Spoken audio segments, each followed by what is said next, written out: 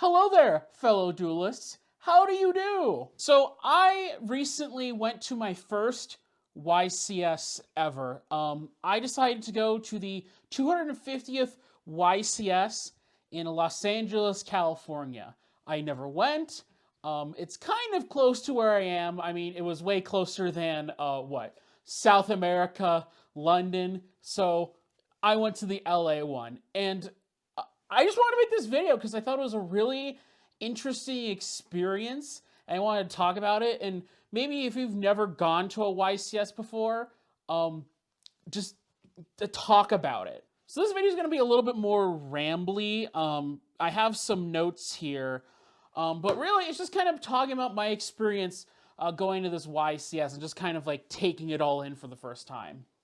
So yeah, I went to the 250th YCS in Los Angeles, California. Now, I've been to regionals before, and I play Yu-Gi-Oh! At locals plenty of times. It's very interesting. First thing is that it was huge. I think it was like 3,200 players, which is quite a lot. The Hall H in the Los Angeles Convention Center, it was just full of tables for people to sit at. Just dozens and dozens and dozens of tables, just all next to each other, just accommodating 3,000 people playing all simultaneously. It was just kind of incredible just to see that many people playing the same game at the same time. So the way YCS kind of works is that it's like a 2-day event. So you have kind of day, I guess, 0, where you actually have to go in and then you register.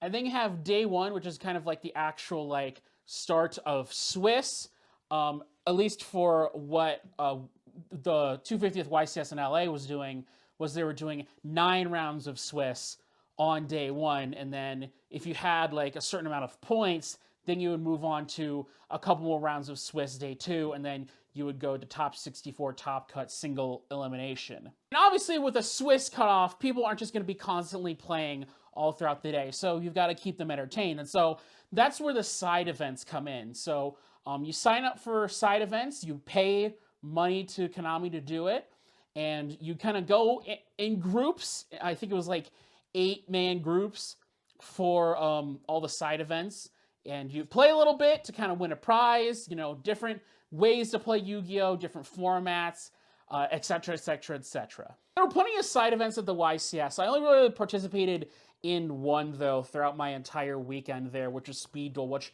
I'll get to later in the video. But there's stuff like Rivalry of Warlords, which is, I've never seen an OTS store host Rivalry of Warlords, but the YCS had it, and they just give you a pre-constructed deck, just with a bunch of random BS in it. And so you got to kind of learn how to play it on the fly. Another one is, I think it was the Pegasus Challenge or something like that. And so you had an announcer kind of doing the Pegasus voice, and kind of as people are playing and stuff, they put these crazy conditions on the games they're playing. So I overheard one of the days I was in the venue that, for the next couple minutes, Max C effect. Anytime somebody special summons, you draw a card. Some just goofy stuff like that. You had your Time Wizard retro format events. Basically they had Go, they had Edison, and they had retro formats for, I think, the 100th YCS, the 150th, and the 200th. I think barely anybody played those YCS formats because those are notoriously bad formats to be playing in. Especially, I think the 200th one was when, what was it? Topologic Gumblar Dragon was still legal. Yuck. Now, I do feel a little bit peeved because I actually learned from the people who went to the UK YCS that on Friday, on the registration day, they actually were able to play inside events on Friday and not just register and then just sit down or buy stuff or whatever. That actually, stuff was running that day. And that kind of made me a little peeved because, I was just kind of, talking to people and, not doing anything for, a couple hours when I could have been having fun doing side events and stuff. Side events, by the way, are how Konami even makes money on these events, because you look at it and you're like, okay, you pay, what, $25 US for, entry into the event, okay, how is Konami making any money off of this? I mean, what, $25 times 3,200, like, that's nowhere near covering the cost of the venue and staffing and renting stuff, but considering every time you played a side event, you had to pay like, I don't know, 10, 15, $20, yeah, that's how they make their money. There's also the standard win a mat thing they had where it's like 8 players, you play people, and then you try to win a mat and stuff like that, a game mat. That was cool. I only did like one, and I didn't even finish it because I'll talk about that later. So for advanced format, I didn't really feel like there was that much of a need for me to like study or like plan or like do that many test duels or anything like that. Like I had put stuff together, just kind of like knowing generally what was kind of relevant. It's just I go to kind of a competitive locals. I go to an OTS store that's really competitive. It just kind of reminded me of like when I was in high school and I was doing AP classes and stuff, and like I was just studying and studying and studying, and then it came to like, you know, a test or like the big AP test where it's like, oh, you gotta study, and I'm like, yeah, I mean, I'll study, but like the whole class has been studying, you know, like I don't think I need to cram in anymore. I get regular practice in. So to the YCS, I decided to bring probably my favorite current advanced deck, which is Branded Despia.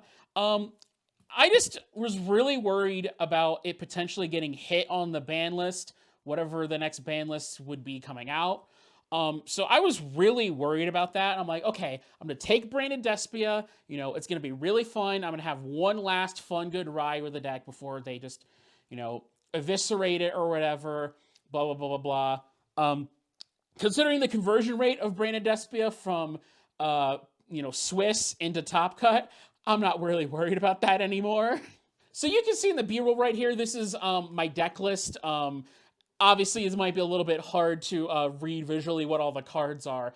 I also should have somewhere on screen a list of the deck I played, just like the, you know, the Konami format list.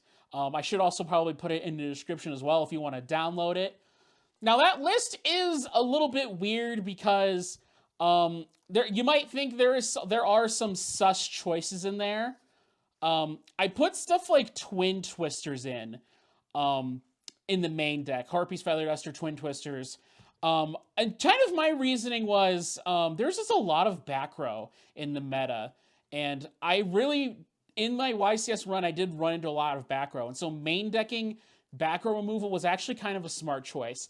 I mainly did it for Kashira because usually the thing that killed me in the Kashira match wasn't necessarily was having trouble removing the Arise Heart, but just the back row would always kill me. It would always be like the Kashira preparations would summon the Arise Heart back, or the Birth would banish stuff from my graveyard face down, or they would have an Imperm set, or a Lance, or something like that. And so my thought process was, okay, well, if Kashira is just going Arise Heart, 3 back row, if I main deck Twin Twisters, I think I can remove a lot of the problem way easier. All right, so I didn't run any Bestial Rebellion in the deck, just because I don't know. I just kind of have like a moral stance against buying a single card that costs as much as a PlayStation 5 game. I don't know. Maybe that's just me personally. The only even reason I even have what's a Blazing Artesia is because I pulled like the Tri Brigade Starlight from Photon Hypernova in some random packs when I went to locals once, and I traded it with I put it in for store credit and I got Blazing Cartesia. So that's even the only reason that I even have like a card that expensive in my deck in the first place. Everything else is like sub $20. I try to run as much budget as I can. You know, this is Branded, which had the structure deck a year ago. I also decided to main deck Kaijus. I thought that Nibiru's kind of played out in the format. I played Nibiru like really early on after Photon Hypernova came out. Just because like, hey, everybody was doing the full zone lock board and stuff, ha ha ha, funny. And then people just stopped doing it. And so Nibiru was kind of a dead card in my hand a lot of the time. And so I was like, okay, well, it's just time for me to switch to Kaijus. And so that's kind of why I ended up main decking Kaijus. It worked out in my favor. Also, the side deck, really funny. Air Hummingbird for time, shenanigans, off fusion deployment, very funny. Dark Hole for removal and stuff like that. Denko Sekka for trap decks, because I was really worried about running into Labyrinth and trap tricks. And I did run into trap decks and stuff like that. So the Denko Sekka came in really, really clutch. Super Polys, which is kind of standard in Branded Despia. I also put in some Dark Ruler No Mores, because I had seen YCS Lima. People were not respecting Sprite, and so they kind of won the whole event. And so I'm like, okay, I kind of need to put a Dark Ruler No More in to respect Sprite, just to make sure that if I end up on kind of the opposite side of their sort of turn one board in games 2 or 3, that I can power through it. Okay, here. There we go. All right, so so I want to talk about kind of some of my games I played during day 1, just because I thought they might be interesting. So round 1, no opponent, so I got a free win. Round 2, I played a Branded Mirror. I was surprised I played a Branded Mirror immediately. I know it was a popular deck, but I'm surprised I played it that early. I lost that match pretty hard. So I won game 1. I lost game 2 to Branded Banishment. And I'm so mad at myself because the board I had set up, I don't remember exactly what it was, but I knew I had a crossout designator set. And so he goes, Branded Banishment, and I have crossout designator set. I'm like, yeah, I don't run Branded Banishment. And I had I'm like, man, if I ran Branded Banishment, I could just cross out it, and this game, I would have lost that game. So, sucks for me. Game 3 here, I lost to Super Poly, but not like this in the way that you'd think. I had like a Mirror Jade and a Luber. Guy built his board a little bit. Then he Super Poly'd my stuff away for, I don't even remember. I wasn't mad because he got rid of my Mirror Jade. I was more mad that he got rid of anything I had on field because I really needed a Guardian Chimera to go off. So yeah, L for me. So then round 3, I play against Adventure Sprite, which is a very fascinating version of Sprite I've never played against before. I don't even remember, like, I remember it was crazy. It was like probably one of the hardest plays, it was one of the times I played the hardest, like, in my life with Brandon. Just like, I had to pull some miraculous stuff to keep up. Remember how games 1 and 2 went? I won 1 and I lost 1 because we made it to game 3. I have like, I don't remember my board. I don't think it was that impressive. And then my opponent, turn 2, and then I think he goes into like Zeus, and so I think he Zeus's my board, but so obviously he can't kill me, so I get to turn. So turn 3, I somehow managed. I don't remember how I did it. I think I just had a Brandon Red, and that's how I got all this started. I got Despian Coritis, Albion, the Fusion Albion, Rindbrum, Aluber, Masquerade to body block him from killing me. And he tries to hit with the Zeus. I Desperate Coritis it, obviously, and he's like, okay. So he's got to use a bunch of Sprite stuff to try to clear my whole field, because he was not going to kill me if all that stuff was on board. But I basically just masqueraded him out of the game, miraculously. He activated Sprite Starter. He just summoned stuff and summoned stuff. He would try to go for Sprind to dump Nimble Angler. I negate it with Rindbrum, bounce it back to the extra deck. And just the dude was like, I think he was like 1 activation away from potentially killing me. But the thing was, he activated Sprite Starter. So I don't even know what he could have even gone into, because he was rank 2, like he was 2 locked. So I don't know what he could have done. He couldn't have gone into another Zeus. I don't know what he could have done to kill me, but yeah, I just burned him out of the game.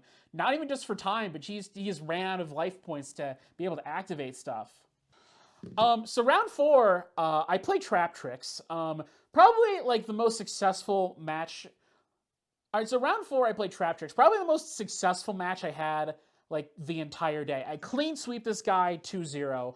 Main decking the Twin Twisters was probably the best help in this matchup specifically.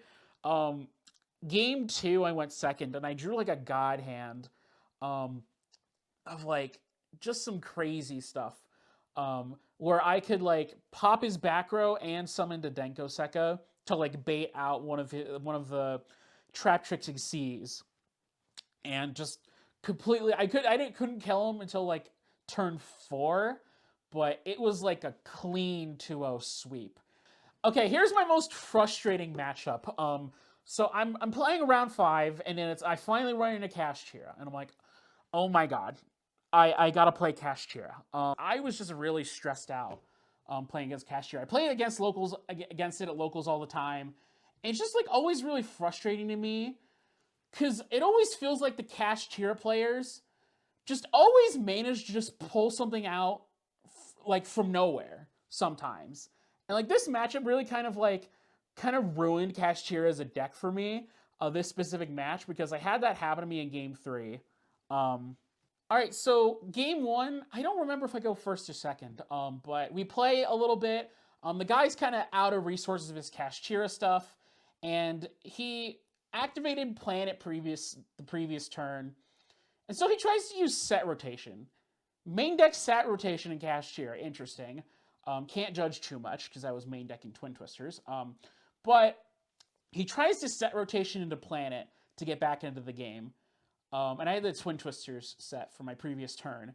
And I'm like, on resolution of setting the stuff off rotation, Twin Twisters, and then he scooped game 1. Very, very funny thing. Game 2, got my clock clean to the normal Cash Chira, a Rise Heart, 3 back row, etc., etc. Game 3, I let my opponent go first. And this is kind of a strategy I've kind of developed with Cash Chira, is like, let's try to like see what I can do if I force them to go first. Because I feel like if I can blank like that one piece of interaction that they always manage to pull out of their butt, if they assume that they're going second, maybe I could pull out the win here. So I have in my hand, I remember this exact hand. It was like, what was it? Thunder King Kaiju, 2 copies. Interrupted Kaiju Slumber, Fallen of Albaz, Bestial Saronir, and I think for turn, I drew Harpy's Feather Duster. So the guy does the normal, like, 4 summons, Arise Heart pass, 3 mana Arise Heart, 3 back row. So I draw for a Feather Duster for turn. I'm like, okay, this will be pretty good. Because I have, like, the exact hand to beat him with. So I go Harpy's Feather Duster, destroy of his back row. Okay. He can't summon the Rise Heart back. Then I Kaiju the Arise Heart. Then I summon the other Kaiju. And then I go summon Fall of Albaz, discard the Interrupted Kaiju Slumber to fuse into Albion. Okay, so then I'm like, okay, Albion fuse effect? Because I was going to go into Mirror Jade. And the guy goes Ghost Warner on my Albion? And I'm like, okay. Because at this point, I'm like, I have OTK on board. I don't know why he's negating my Albion. It's not going to do anything. So then I go, yeah, that's fine. Bestial Saronir, banish, I think it was the Fallen of Albaz. So I have damage on board. I have 25, 25, and 33, right? Guy has no back row. He used his 1 hand trap already. I think he has 2 or 3 cards left in hand. So I go end of main, and the guy goes Scareclaw Cash Chira, and he body blocks me.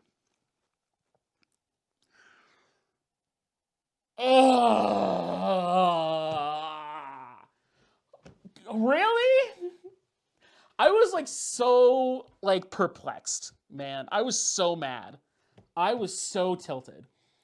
And the guy manages to like whoop my ass on the next draw. Like obviously, Cash Chira players just got it. Even when they lose, they pull something out from their butt. So I was really mad because literally I had the damage on board. But because Scareclaw Kashtira for no reason is a quick effect, and the Scareclaw wouldn't have been a problem if I had the Mirror Jade. But he Ghost Mortared me. So I don't know. Okay, so I'm at 2 losses at this point. But again, first time YCS. I'm not here to win. I'm here to play as much Yu-Gi-Oh! As possible. And it was about closing time for all the events anyways. So I'm like, for the side events. And I'm like, okay, I'm going to see how much further I can go in the 9 rounds. So I'm at like, what, 3-2 at this point? Round 6. Oh my god. This ended my run. Played against Tearlament. Tearlament, yes.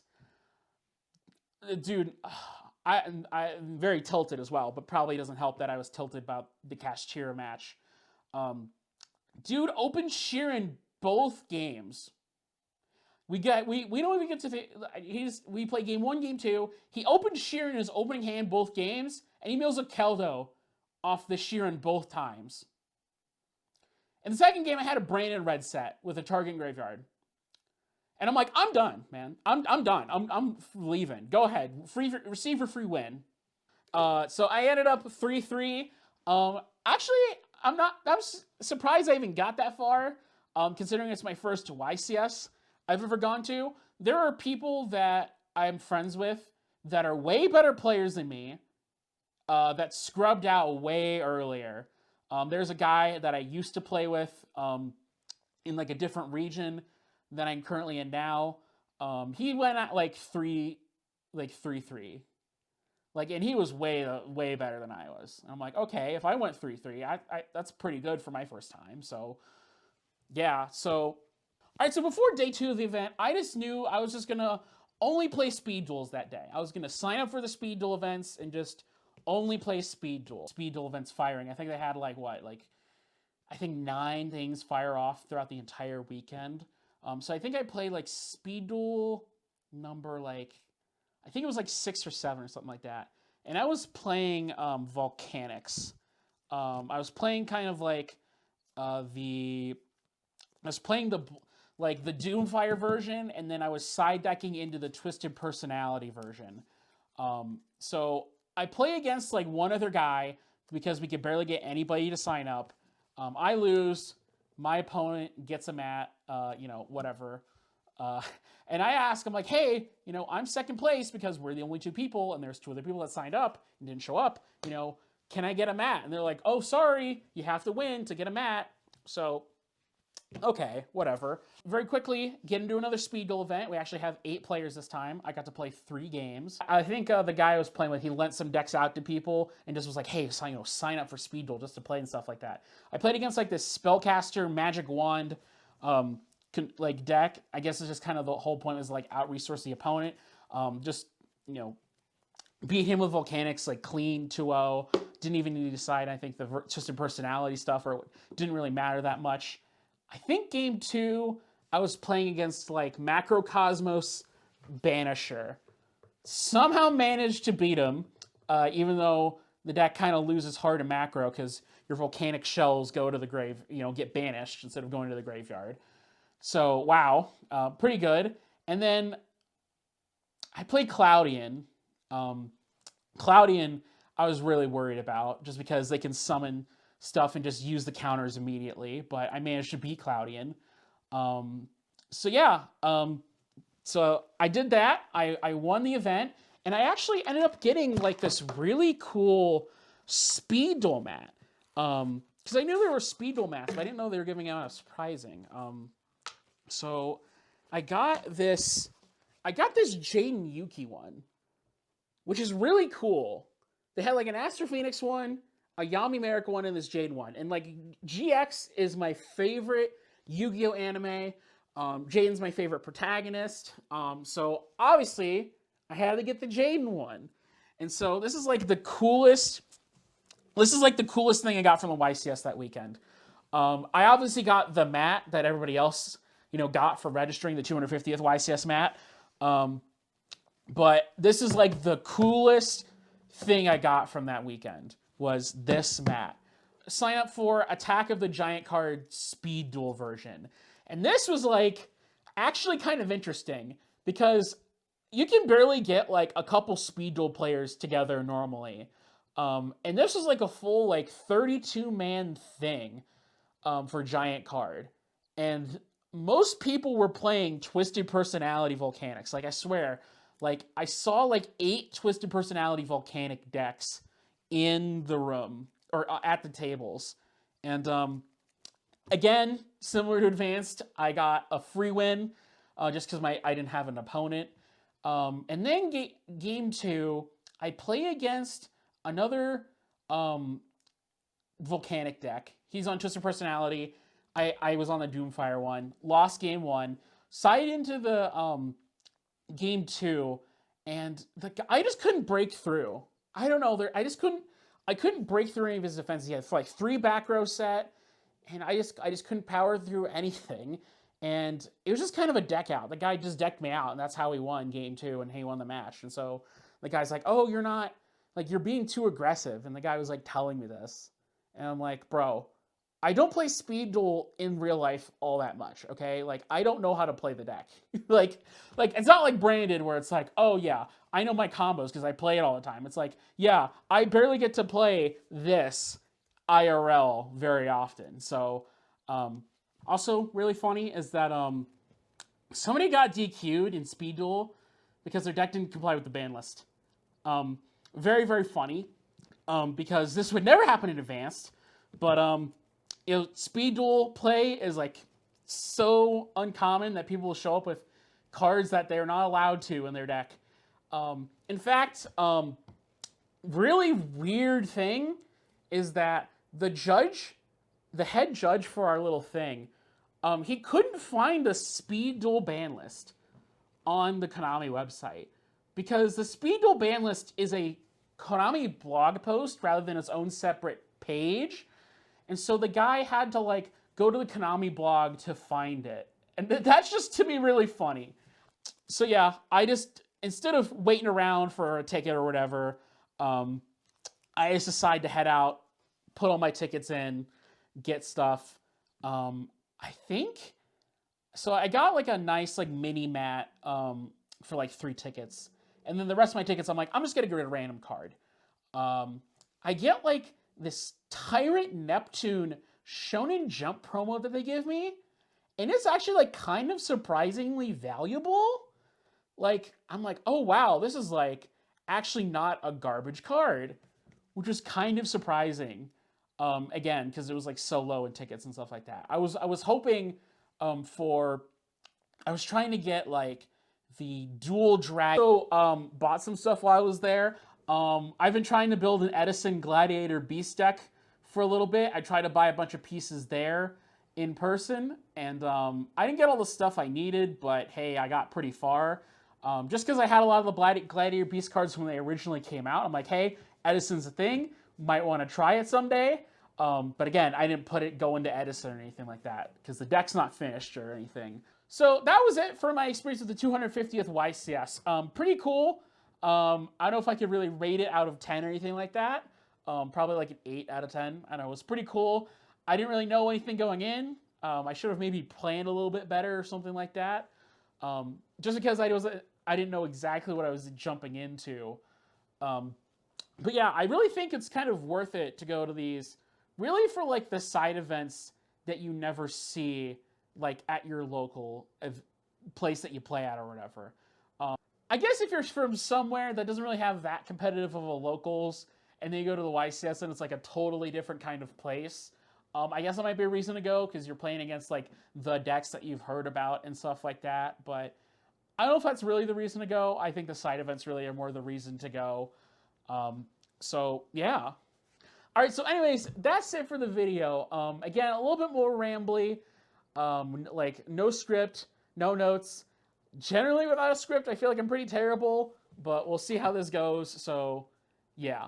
Now, you might have been watching this entire video and be like, wow, where's all the event footage? Because you went to the event and you had a cell phone on you, right? Why didn't you record any footage of the event to put in the video? And this is kind of a personal thing for me. I kind of tend, like, when I have like stuff outside of video that I do for fun, that if I go into it with the intention of making a video out of it, it kind of ruins like the fun in the moment. Like I've done things in the past where I have played a game and I've tried to make a video out of it, like just while during my initial playthrough of the game. And I feel like it's kind of like ruined the experience for me a little bit. And so I've kind of tried to separate a little bit more. So like if I'm playing a game, like if I want to make a video on it, I'm gonna decide after I finished it rather than like, try to record gameplay while I'm doing it, yada, yada, yada. Just kind of go at my own pace and not set a deadline for getting the video done, which also affects my game playing. And kind of a similar thing with the YCS, because knowing me and knowing how I make videos, I'm just going to be super stressing myself out trying to make a video, going around and filming and stuff like that, trying to get different things and all that, little bits, come up with ideas, plan things, I should not be able to accomplish those things. So if I just, have some loose talking points after the fact, I think that's probably better for me in the long run.